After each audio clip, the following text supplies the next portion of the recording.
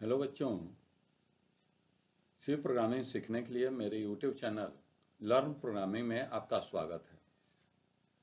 आज हम लोग पढ़ेंगे how to write and run a program in C language. तो हम लोग तो जानते हैं कि कोई भी प्रोग्राम जो होता है वो ग्रुप ऑफ इंस्ट्रक्शन या सेट ऑफ इंस्ट्रक्शन होता है जो किसी न किसी प्रोग्रामिंग लैंग्वेज में लिखा होता है।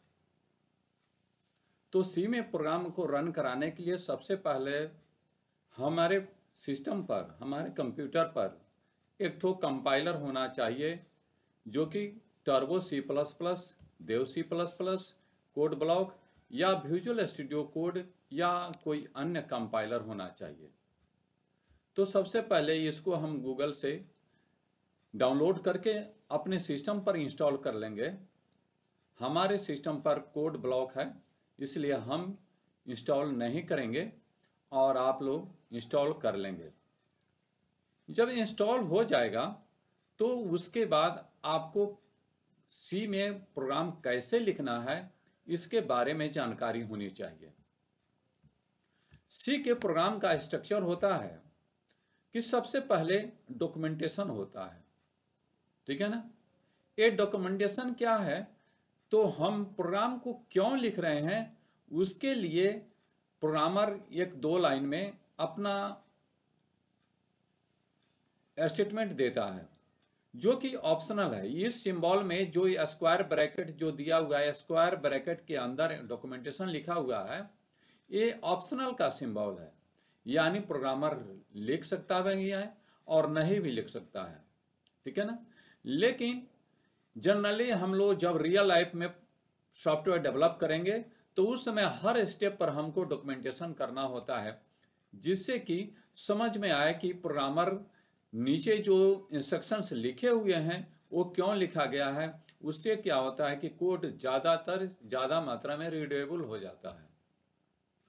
उसके बाद डॉक्यूमेंटेशन के बाद होता है प्री प्रोसेसर डायरेक्टिव स्टेटमेंट्स, जो कि हमने इसको लेस देन और ग्रेटर देन साइन के बीच में लिखा है। इस सिंबल का कहने का मतलब है कि ये जो इंफॉर्मेशन है ये मैंडेटरी है और प्रोग्रामर को ये लिखना ही होगा।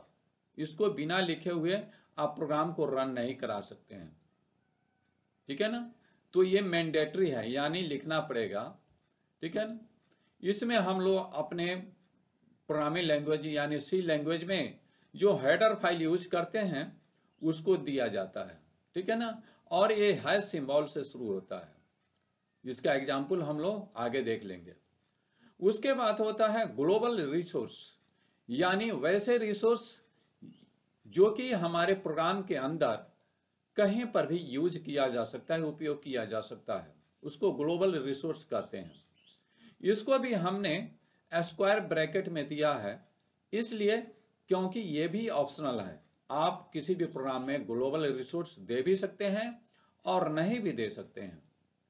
और उसके बाद फाइनली है at least one function which name is main, यानी सी प्रोग्रामिंग में, सी लैंग्वेज में अगर कोई प्रोग्राम लिखना है यानी सॉफ्टवेयर तैयार करना है तो उसमें एटलीस्ट एक तो फंक्शन होगा जिसका नाम मेन होगा और वो स्मॉल में लिखा होगा, जैसे, ठीक है ना, ये जैसे लिखा हुआ है ना इसी के जैसा लिखा होगा, ठीक है। तो आपको एक तो फंक्शन आपके प्रोग्राम में होना चाहिए जो कि मेन होगा, ठीक है ना। अब हम लोग चलते हैं एक तो छोटा सा प्रोग्राम क्रिएट करने। तो हमारे सिस्टम पर कंपाइलर है कोड ब्लॉक, हम इसको डबल क्लिक करके रन कराते हैं। ये थोड़ा सा समय लेता है,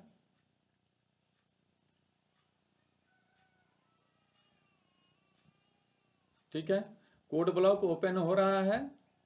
अब फाइल मेनू में जाते हैं और न्यू पर क्लिक करते हैं, न्यू पर क्लिक करते हैं और उसके बाद एम्प्टी फाइल में आते हैं, ठीक है। तो हमने बताया है यहां पर, जैसे यहां पर हमने बताया है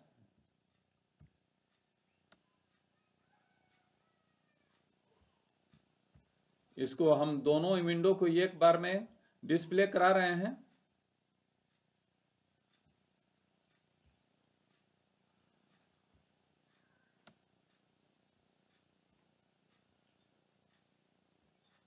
ठीक है। सबसे पहले डॉक्यूमेंटेशन है, यहाँ पर प्रोग्राम का स्ट्रक्चर में क्या है तो डॉक्यूमेंटेशन है। तो डॉक्यूमेंटेशन लिखने के लिए हम भी क्या कर रहे हैं, एक तो मैसेज दे रहे हैं, यानी राइट ए प्रोग्राम, शॉर्ट में लिखते हैं write a program for displaying a message,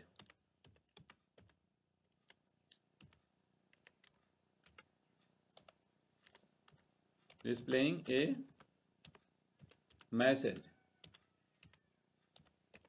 ठीक है, ये हमने स्क्वायर ब्रैकेट में दे दिया। उसके बाद क्या है तो प्री प्रोसेसर डायरेक्टिव स्टेटमेंट्स। ठीक है ना, प्री प्रोसेसर डायरेक्टिव स्टेटमेंट।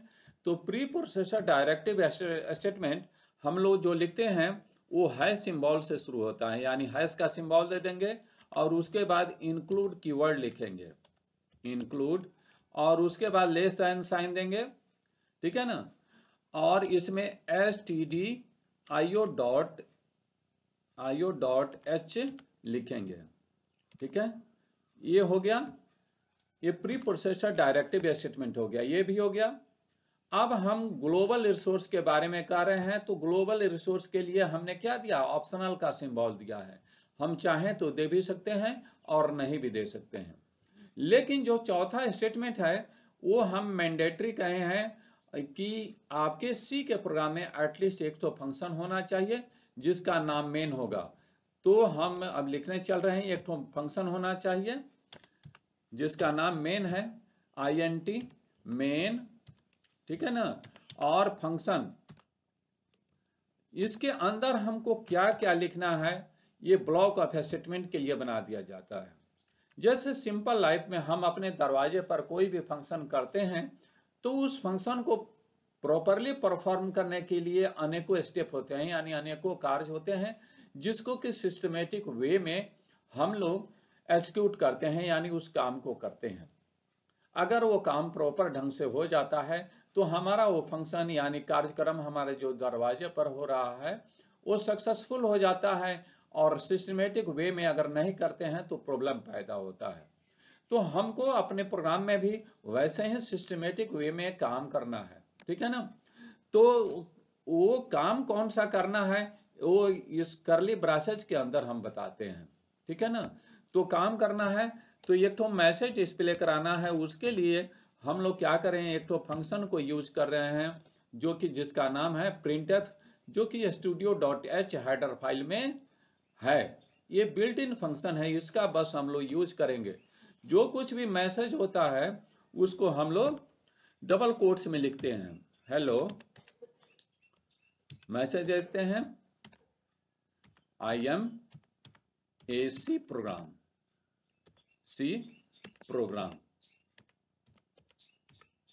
ठीक है, और स्टेटमेंट लिखने के बाद उस स्टेटमेंट को हम सेमीकोलन से क्लोज कर देते हैं। ये सेमीकोलन, जैसे हम इंग्लिश में कोई भी स्टेटमेंट सेंटेंस लिखते हैं तो फाइनल जब हो जाता है सेंटेंस तो उसमें फुल स्टॉप यानी बिंदु दे देते हैं। अगर हिंदी में स्टेटमेंट लिखते हैं तो उसमें खड़ा लाइन दे देते हैं यानी पूर्णविराम ठीक दे देते हैं। और इसमें सी लैंग्वेज में कोई भी स्टेटमेंट कंप्लीट होता है तो सेमीकोलन दिया जाता है और उसके बाद रिटर्न कीवर्ड लिख दिया जाता है, रिटर्न 0। ठीक है ना, अब इसके बाद हम क्या कर रहे हैं कि प्रोग्राम को सेव कर देना है। ठीक है ना, तो हम प्रोग्राम को सेव कर देते हैं।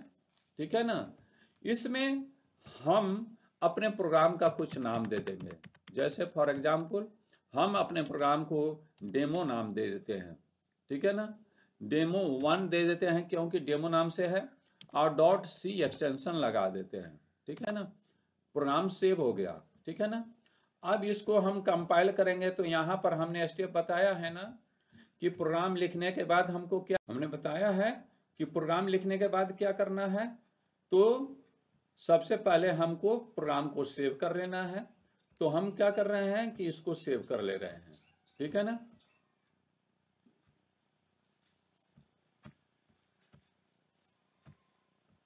सेव कर लिए।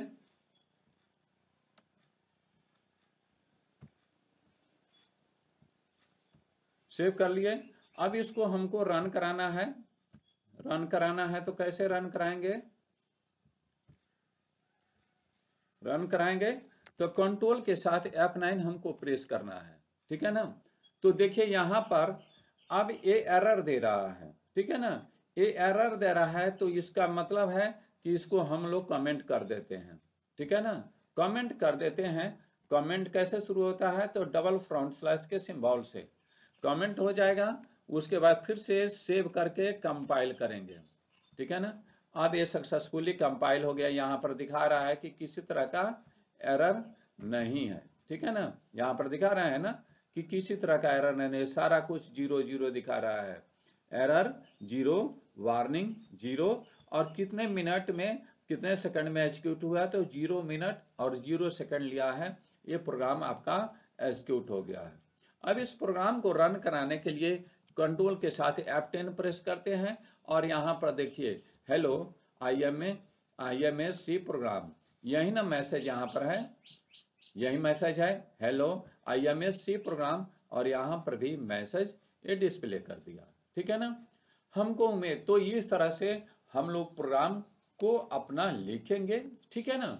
ये कंटिन्यूअस स्टेप्स हैं और आपको भी प्रोग्राम के लिए कंटिन्यूअस प्रैक्टिस करना होगा। हमको उम्मीद है कि हमारा ये वीडियो आपको अच्छा लगा होगा। आप हमारे चैनल पर नए हैं तो लाइक कीजिए, सब्सक्राइब कीजिए और दोस्तों के बीच में शेयर कीजिए। फिर नेक्स्ट क्लास में मिलते हैं। धन्यवाद।